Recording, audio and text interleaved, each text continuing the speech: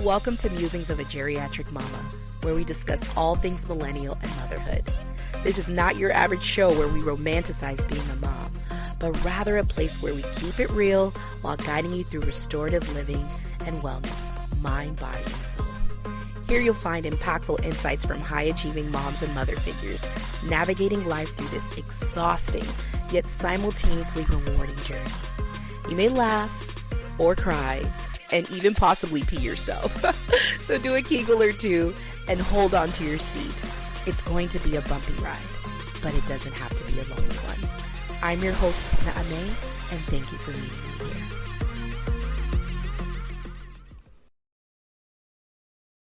Welcome back to a bonus episode of Musings of a Geriatric Mama. I'm your host, Kedna Amey, and I hope you've been well. Listen, Q2 is here.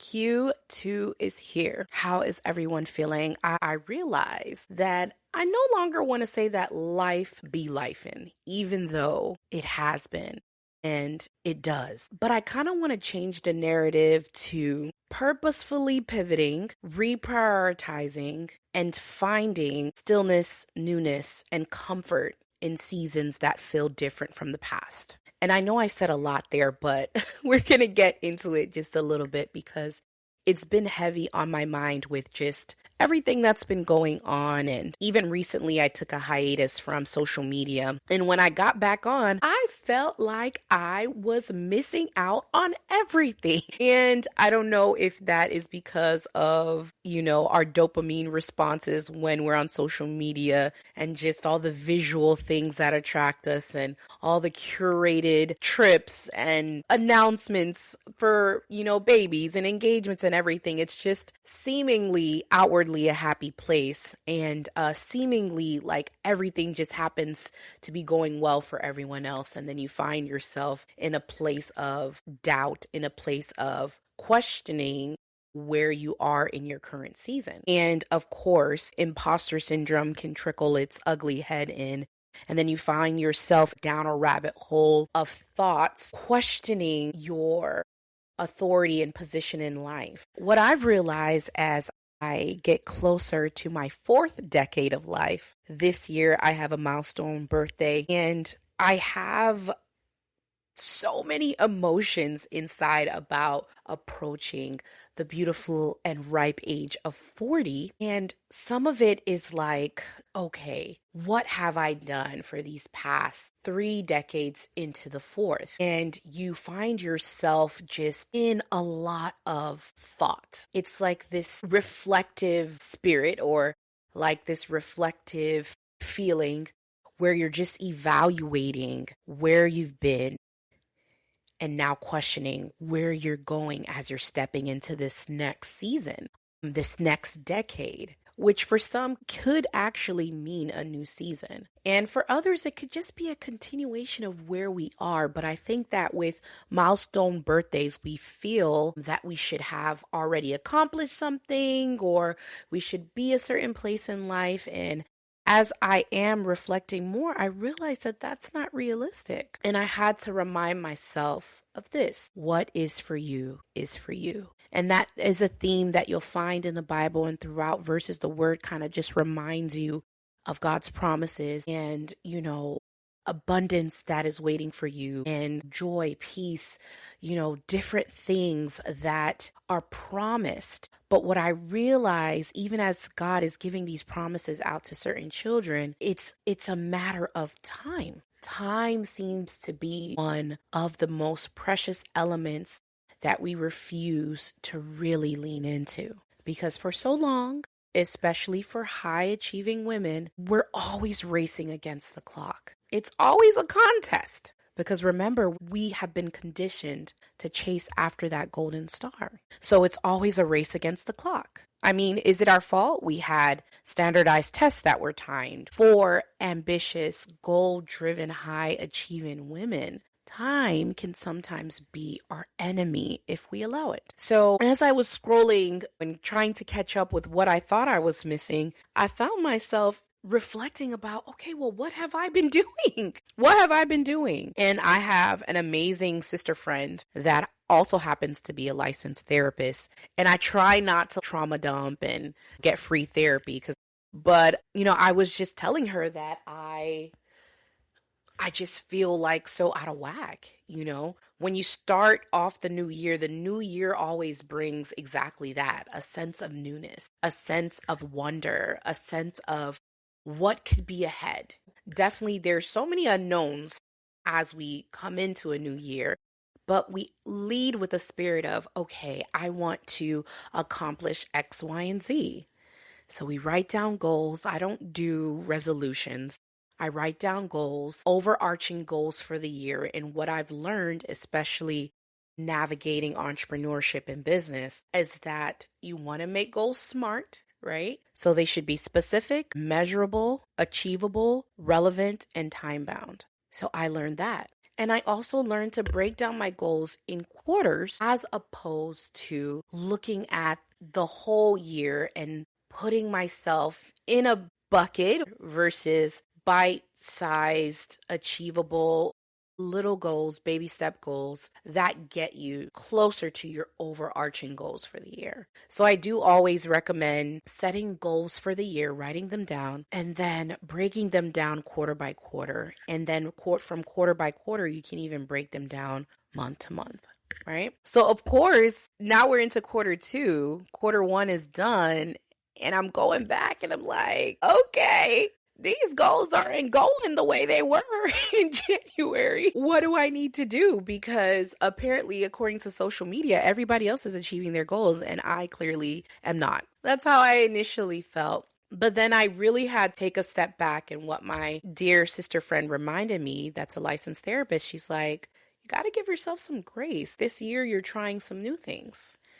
On top of everything else that we're juggling in life, we're talking about motherhood, we're talking about, relationships, we're talking about aging parents. Remember, we're in this sandwich generation where we're caring for younger children and as well aging parents. So we find ourselves in this tug of war of prioritizing everyone and then still attempt at some point to drink water, go to Pilates, do a skincare routine, gua sha, and whatever else. And then get your mammogram done, see your PCP, save money, pay off student loans, and whatever else that we have to do and breathe. Yeah, so in between all of that, you're just balancing a million things. And she was like, you need to give yourself grace. And I found myself always giving that advice. And I found myself at the same time using grace as a crutch. And I'll explain myself. For the longest time, I'd considered myself a successful slacker. I procrastinated. I got things done at the last minute. And it was just my way of just not locking in, admittedly. And I was successful. I got things done. I passed the the test, with a B plus. If I really locked in, I could have gotten an A, but I just did what I had to do because I realized over time what I was masking was anxiety and I didn't want to deal with it head on. So I kind of just waited so I wasn't overwhelmed by, the things that I had to do. But I realized that in business, I could not carry that mindset at the same time with the intention of being successful and sustainable. So I had to do a lot of unlearning to figure out what I needed to do to graduate from successful slacker into what I now call a purposeful perseverer. And that has been a muscle that I've been building over the past 5 years as an entrepreneur. And what I mean by grace became a crutch is like, okay, I'm going to give myself grace. I'm going to give myself grace. Give yourself grace. Give yourself grace. And the to-do list may be piling up and, the goals are still unchecked. And yes, that could still be my programming as an overachiever, but there is a limit. So I took that. I accepted that. I reminded myself, yes, she's right. I am trying a new thing. Like being a podcaster. I'm trying to do that consistently, marketing a new brand that is evolving into what I hope to be a brand that continues to empower women to believe in the power of purposeful pivoting. So yes, I am starting or have started something new this year, and navigating those spaces has become challenging. And I just found myself just leaning more into other things instead of necessarily taking these goals head on. Truthfully speaking, how long does this grace period really need to last before it's like, girl, come on now. You're not getting these things done. You need to get it done. So that's life. Life is a balance. And I do still believe that we need to operate with grace and self-compassion, because as high achievers, recovering perfectionists, I think that we don't necessarily operate with grace as much as we could and should. So those reminders are beautiful to lean into ever so often. However, as I'm building my tenacity and my grit, and when you're building something that will be sustainable and purposeful and profitable, you got to get down to the nitty gritty and really hone in and lock in. I had one of my students just pull me aside and she just needed the space to kind of vent about the challenges of school and everything. For those of you that may not know, yes, I'm a multi-passionate creative, but I'm also a healthcare professional that has now transitioned into teaching the next generations of nurses at a local university. I was on campus and one of my students pulled me to the side and she's like, I need to talk to you. And I'm like, okay, girl, let's talk. And she just needed the space to talk about how she's been feeling and how overwhelming school is, and just some of the things that she's trying to navigate and not missing opportunities. And she wants this externship, but the same day as the interview, as the externship, she has a test. So she's trying to figure out what to do, and she still wants to make it, but it's an hour and a half away. And she's like, I don't want to disappoint my future self. I had to really just breathe that in. And I saw a part of myself in her, because I can imagine at her age, almost 20 years ago, being 20, 21 in nursing school, you sacrifice so much so that you can bear these credentials, and you want to make sure that you're taking the necessary actions so that you can get to that coveted goal. And now you're faced with adversity, and now you're faced with difficult choices that you feel would change the trajectory of everything that you may have hoped and prayed for. But let me remind you again, what is for you is for you. And I told her that. I said, all your concerns are valid. I said, you have probably been someone that's achieved from the time that you could remember, and you care.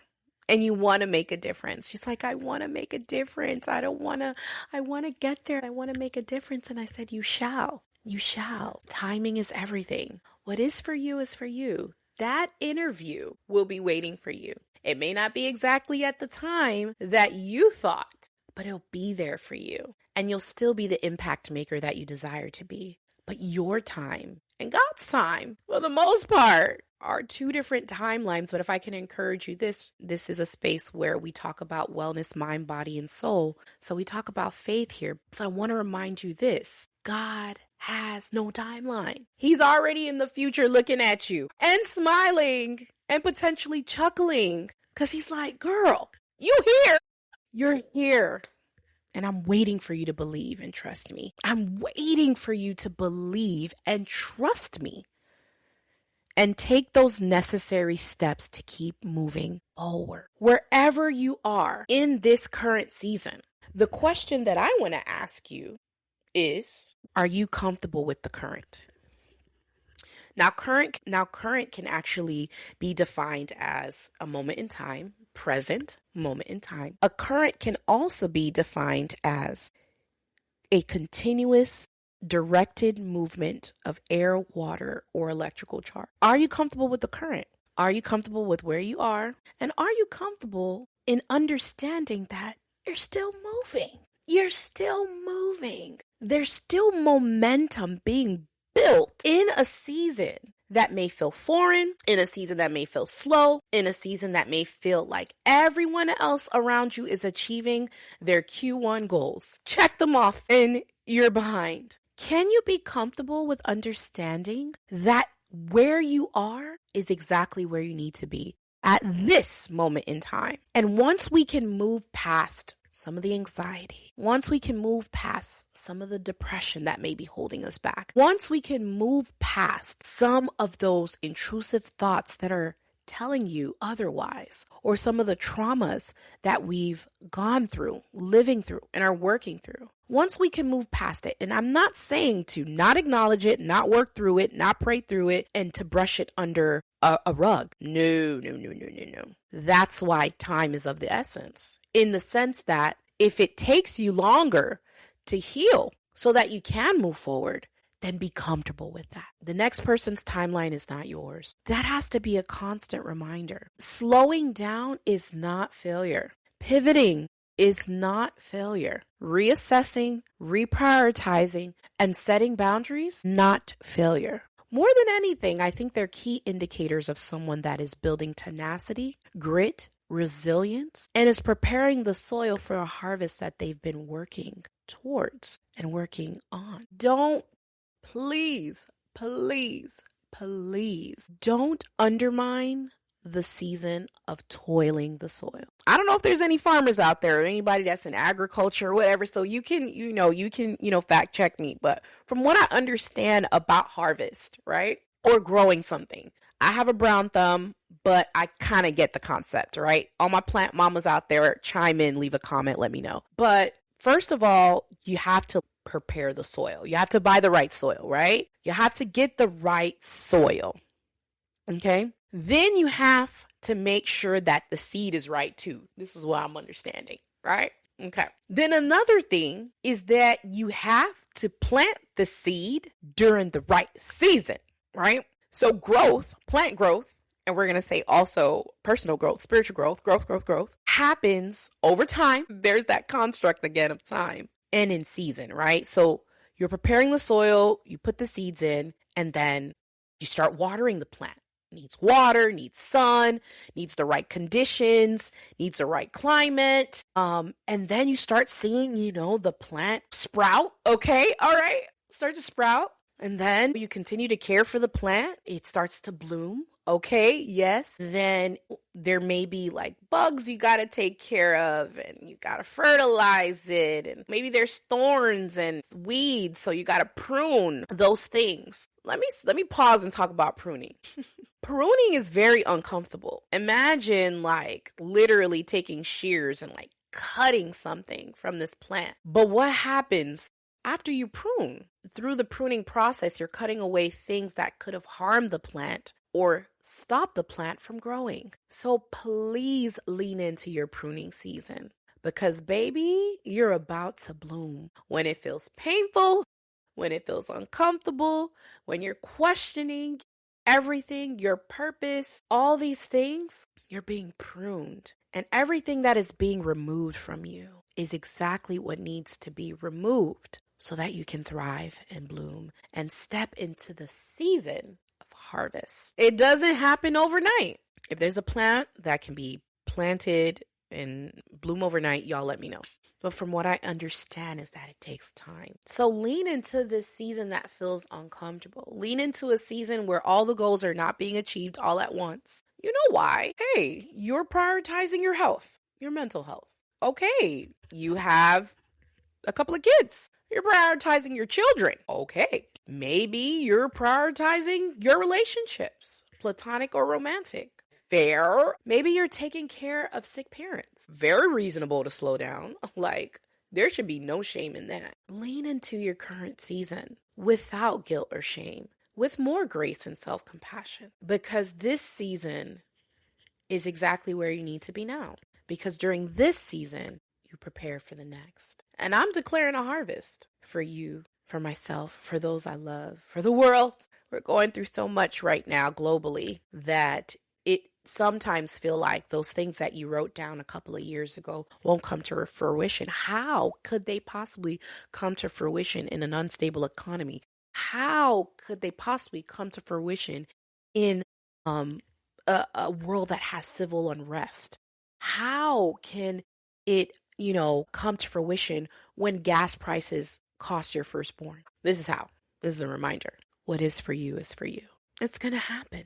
It's going to happen. I know you planned out your life when you were 12. I know you said by this age you would do this, and by this age you would be here, and by that age you would be in Saint-Tropez on a yacht. And maybe you're at that age and you're not quite on the yacht yet. That is okay, because life does life. Life does life. Curveballs come at us. Financial instability waxes and wanes. Money comes, money goes. Sickness comes, sickness goes. Sadness comes, sadness goes. But it shall come to pass, because the God I serve said it will. So I believe it, for I know the plans that I have for you, never to harm you, but to prosper you and give you hope and a future.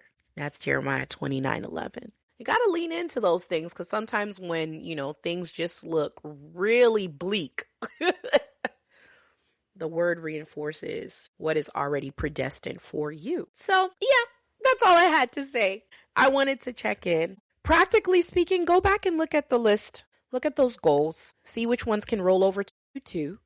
Reasonably set boundaries so that you can achieve them. Set those time blocks throughout the day so that you can work on your goals. Habit stack. Put things together so you can accomplish more as you're doing one. You can handle something else. Make sure it's manageable. Make sure you put a time allowance for it, and get it done. Lock in. There's 3 more quarters left for you to get closer to your destiny. Don't give up. You got this. You were called for it. You're purposed for it. Lean into what you wrote down. Understand who you're called to be, and get her done. Sometimes moment by moment, but keep progressing forward, because people are waiting on the gifts that you have. No pressure. Lock in. Thank you for tuning in to this bonus episode of Musings of a Geriatric Mama. That's what it is. It's musings, random thoughts that I hope encouraged you and reminded you of the powerful woman that you truly are. Don't forget to like, subscribe, leave a comment, share, because someone else needs to hear this as well. All right. Take care.